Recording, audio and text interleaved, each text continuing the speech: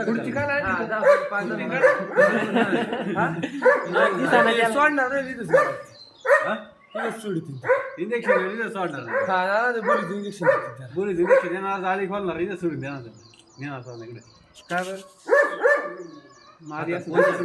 एवढे जण आलोय सगळे काच्या बाहेर आता काय त्याला अशी कार बांधून टाकली असती कोण हा लोक बसला तिकडून एक बांबू दिसते बरं ते बाहेर जाईल का निघाला आता निघाल नाही